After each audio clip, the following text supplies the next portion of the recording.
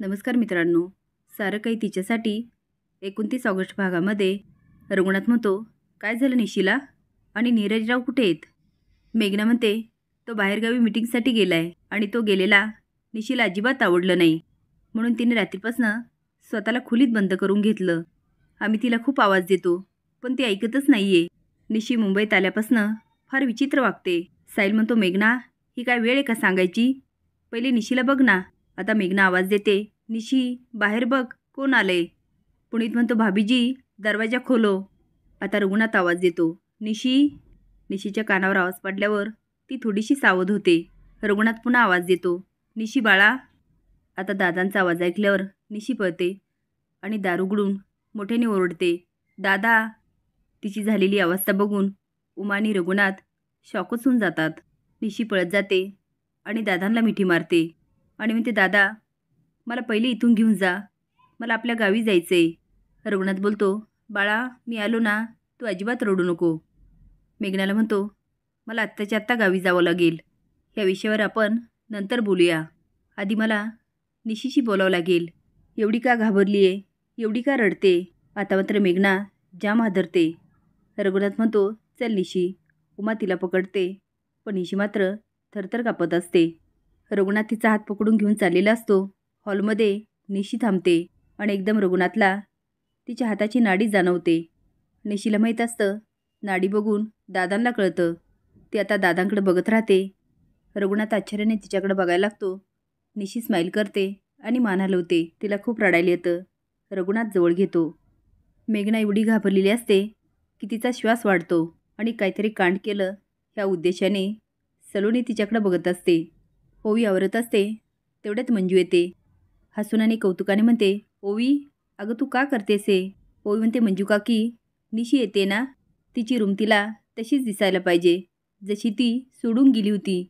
मंजू म्हणते, ओवी तुला काय सांगू, चारू जेव्हा ह्या रूममध्ये राहत होती ना, तेव्हा एवढी पसारा करायची. तू मांगऱ्यात गेली ना, मीच यायची आणि 2-4 दिवसांनी पसारा आवरून जायची. ती अचानक दुःखी होते. ओवी म्हणते, मंजू काकी आय एम सॉरी. मंजू म्हणते, का गं तू का सॉरी म्हणते? ओवी म्हणते, तुला माझा राग आला असेल ना. मी चारूचं खोटं सगळ्यांसमोर आणलं आणि ऐन मुहूर्तावर तिचं लग्न मोडलं. पण मंजू काकी विश्वास ठेव, हे मी मुद्दाम नाही केलं. अगं माझा चारूशी असा काही पर्सनल इश्यू नाही आहे. मला फक्त श्रीनिवास इनोसंट आहे हे सगळ्यांसमोर प्रूव्ह करायचं होतं. तो ज्यात अडकला ना, त्यामधून बाहेर काढणं माझ्यासाठी खूप इम्पॉर्टंट होतं. मंजू म्हणते, ओवी मला सगळं माहिती आहे. मी नाही रागवले अगं तुझ्यावर. हे बघ, तू तिचं खोटं समोर आणलं नसतं ना, तरी आज ना उद्या उघडीच आलंच असतं. तोपर्यंत खोतांची खूप बदनामी झाली असती. अगं तू खूप मोठा अनर्थ टाळला आहे. दोघी बरंच काही बोलतात. ओवी म्हणते, मी आता खूप एक्सायटेड आहे. निशी येणार आहे ना, तिच्यासाठी काय करू आणि काय नाही असं झालं आहे. निशी, उमा आणि रघुनाथ गाडीतून चाललेले असतात. आता निशीला आठवतं मेघनाचं बोलणं, माझा मुलगा तुझ्यापेक्षा चांगला पार्टनर डिझर्व करतो. समलाईक निकिता. हे मूल जन्माला येऊ नये म्हणून मी पुन्हा पुन्हा प्रयत्न करणार. मार्क माय वर्ड्स. जर तुला तुझ्या पोटातल्या मुलाची काळजी असेल तर माझ्या मुलाला कायमची सोडून जा. आता ती खूप घाबरते आणि म्हणते, आई मला वाचवा, नाहीतर मी मरून जाईल. उमा म्हणते, बाळा असं काही बोलू नको, तुला काही एक होणार नाही. पुन्हा पुन्हा निशी तेच बोलते. रघुनाथ मनात म्हणतो, नीरजराव, माझ्या मुलीच्या ह्या अवस्थेला कोण जबाबदार याचा जाब मी तुम्हाला नक्की विचारणार. हे आधी माझ्या मुलीला मी असं कधीच पाहिलं नव्हतं. नीरज घरी येतो आणि मेघना कान भरते. नीरज म्हणतो, मला विश्वास बसत नाही माझी निशी असं काही वागू शकते. मेघना म्हणते, म्हणजे तुला काय म्हणायचं, हे सगळं मी घडून आणलं, मी निशीला त्रास दिला? तर म्हणतो, मॉम मी तुझ्यावर आरोप करत नाही आहे, पण मला कळत नाही आहे निशी अशी का वागते. मेघना म्हणते, नीरज तुम्ही दोघं डिनरला गेले त्या दिवशी तुमच्यामध्ये काय झालं हे मला अजिबात माहिती नाही, पण त्या दिवसापासून निशी फार विचित्र वागते. तू बेंगलोरला होता, तुला कामामध्ये डिस्टर्ब करायचं नाही म्हणून आम्ही तिची सगळी मनमानी सहन करत होतो. तिला बरं वाटावं म्हणून मी किटी पार्टीला घेऊन गेले, पण ती मुलगी अर्ध्या रस्त्यातूनच परत आली. बरं आली तर आली, स्वतःच्या रूममध्ये जाऊन बसली, बाहेर आलीच नाही.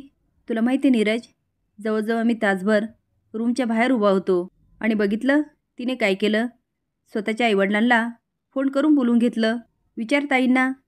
आणि जसे तिचे आईवडील आले आणि तिच्या वडिलांनी तिला हाक मारली तशी ती लगेच बाहेर आली आणि तिच्या वडिलांनी आम्हाला काही न विचारता लगेच घेऊन गेले. काही डिस्कशन नाही केलं. ही कुठली पद्धत? आणि तू सरळ सरळ मला दोष देतो. निशीचं हे वागणं चुकीचं आहे, हे कळत नाही का तुला? साहिल म्हणतो, निशीने असं का केलं असेल? सलोनी म्हणते, कुठल्या पतीपत्नीमध्ये भांडण नाही होत, पण याचा अर्थ असं नाही ना गुपचूप आईवडिलांना बोलवायचं आणि गुपचूप निघून जायचं. नीरज म्हणतो, गेल्या 2-3 दिवसापासून मी पण तिच्याशी बोलण्याचा प्रयत्न करतो, पण ती माझ्याशी बोलतच नाही आहे. मी तिला फोन करतो आणि विचारतो, नेमकी घडलं काय? मेघना म्हणते, नाही. नीरज म्हणतो, मॉम प्लीज. ती म्हणते, कसं बोलणार आहे? कारण तिचा फोन तिच्या रूममध्ये आहे. नीरज म्हणतो, ठीक आहे, मग मी दादांना कॉल करतो. मेघना म्हणते, अजिबात नाही. तो म्हणतो, मॉम प्लीज. ती म्हणते, नाही म्हणजे नाही, तू तिला फोन करणार नाही. नीरज म्हणतो, मॉम प्लीज. पण मेघना काय ऐकत नाही आणि त्याला म्हणते, तू प्रवासातून आला, फ्रेश हो आणि अशा अडाणी मुलीला डोक्यावर बसवायची काही गरज नाही आहे. पण नीरज काय ऐकत नाही आणि दादांना फोन करतो आणि म्हणतो, नमस्कार दादा. रघुनाथ म्हणतो, हां बोला नीरजराव. तो म्हणतो, दादा तुम्ही निशीला असं कसं घेऊन गेलात आणि ती माझ्याशी बोलत नाही, तिला एवढा कसला राग आलाय? मला तिच्याशी बोलायचं आहे, तिच्याकडं फोन द्या. रघुनाथ म्हणतो, तिचा आत्ताच डोळा लागलाय आणि तुमच्यासारखे बरेच प्रश्न आम्हाला पण पडलेत, पण पहिले आम्ही आमच्या मुलीशी बोलतो, नंतर तुमच्याशी बोलतो. पाहिजे तर मी उद्या निवांत फोन करतो. नीरज म्हणतो, दादा पण रघुनाथ फोन ठेवतो. मेघना म्हणते, काय झालं? नाही ना बोलली तुझ्याशी?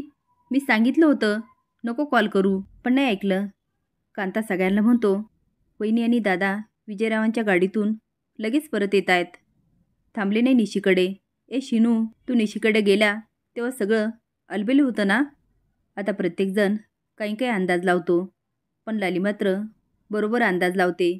निशीच्या सासरकडचे तिच्याशी चांगलं वागले नसणार, पण नंतर म्हणते त्यांच्या श्रीमंत घरात आपले दादा आणि उमा शोभले नसणार. कांता म्हणतो, बघितलं का? ए लाले, तू गप्प बस ग, उगाच सुतावरून स्वर्ग कशाला गाठतेस? मेघनाताई बदलल्या, पण लाली मात्र पूर्ण ओळखून असते. तेवढ्यात गाडी वाजते, सगळेच बाहेर जातात. निशीला घेऊन उमा उतरते. निशीची अवस्था बघून सगळेच हादरतात. शिनू लगेच पुढे जातो आणि म्हणतो, निशी अगं काय झालं? दादा मामा हिला काय झालं? रघुनाथ म्हणतो, आज चला. आता सगळे जायला लागतात. तेवढ्यात येऊ येते आणि म्हणते, निशी काय झालं? तू स्वतःची अशी काय अवस्था केली? मावशी दादा सांगा ना, हिला काय झालं? रघुनाथ म्हणतो, ओवी चल आतमध्ये. तो बाजूला होतो. ओवी निशीला पकडते आणि आत घेऊन जातात. लाली म्हणते, दादा आपल्या निशीला काय झालं? आणि तुम्ही तर 2 दिवसांनी येणार होतात ना? रघुनाथ म्हणतो, ओवी निशीला आत घेऊन जा आणि तिला हवं ते बघ. ओवी तिला आत घेऊन जाते. आता सगळेच प्रश्न विचारायला लागतात. रघुनाथ म्हणतो, मी तिथे गेलो आणि काय काय घडलं हे तो सगळं सांगतो. कांता म्हणतो, एवढं सगळं झालं आणि निशीने आपल्याला पत्ता पण लागू दिला नाही.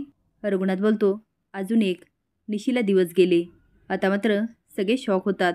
असेच नवीन अपडेट जाण्यासाठी लाईक आणि सबस्क्राईब करा. धन्यवाद.